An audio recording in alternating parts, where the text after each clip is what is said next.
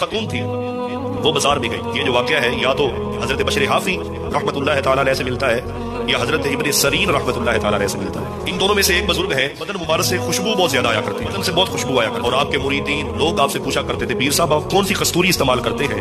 جس راہ سے آپ گزرتے ہیں پتہ چلتا ہے یہاں سے وہ اللہ کا بندہ گزرا ہوگا. گھنٹوں تک آپ کے جسم مبارک سے خوشبو آتی ہے. فرمایا میں کوئی کستوری یا خوشبو نہیں لگاتا، یہ اللہ تعالیٰ کی عطا ہے. نوجوانوں میری بات کو سن رہے ہیں آپ؟ اگر سن رہے ہیں تو پیار سے بولے سبحان اللہ. یہ اللہ تعالیٰ کی عطا ہے. عطا کیسی؟ فرمایا میں بازار میں کام کرتا تھا کسی دکان پہ، ایک خاتون آئی، ان کی نظر مجھ پہ پڑی.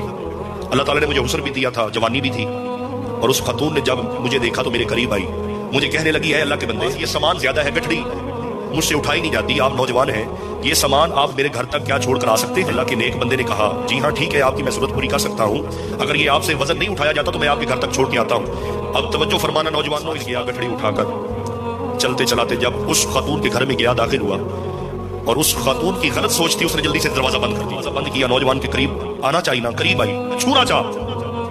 تو نوجوان نے کہا آپ کیا کرنا چاہتی ہو؟ آپ نے کہا تھا سامان آپ میرے گھر تک چھوڑ کے آئے، آپ میرے ساتھ کیا بدفعلی کرنا چاہتی ہو؟ یہ کون سا طریقہ ہوا؟ اس نے کہا ہاں سامان میں اٹھا سکتی تھی لیکن آپ میرے دل کو اچھے بہت لگے ہیں، میں نے کہا میں گھر جاتی ہوں اس کے ساتھ بدکاری کرتی ہوں. اس نیک ماں کے نیک بیٹے نے پتا کیا کہا؟ اللہ اکبر، کاش کہ ہم بھی نیک بن جائیں، ہم بھی اتنے نیک بن جائیں، دعا کریں نا ہم بھی نیک بن جائیں. اس نے کہا آپ بدکاری کرنا چاہتی ہو تو ٹھہر جاؤ، پہلے یہ بتاؤ کہ گھر میں بیت الخلاء کدھر ہے، واش روم کدھر ہے، مجھے حاجت ہے. اس نے کہا فلاں جگہ پہ واش روم ہے، بیت الخلاء ہے. اس نے کہا ٹھیک ہے میں حاجت کر کے آتا ہوں. وہ نوجوان واش روم میں گیا جہاں پیشاب وغیرہ کرتے ہیں، اور اس نے نجاست جو ہے نا اپنے بدن پہ لگا لی.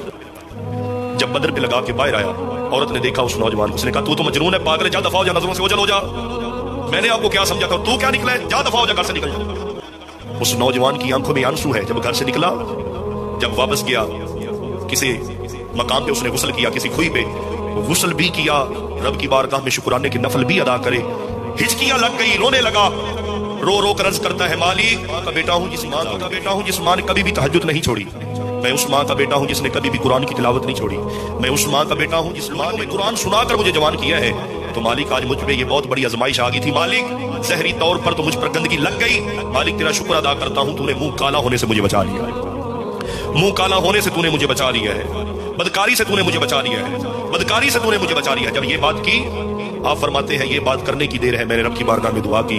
دعا جیسے ہی میں نے کی، اس دن سے آج دن تک میرے جسم سے خوشبوئیں ہی خوشبوئیں آتی ہیں، بدن سے خوشبو ہی خوشبو آتی ہے، میرے بدن سے خوشبوئیں ہی خوشبوئیں آتی ہیں.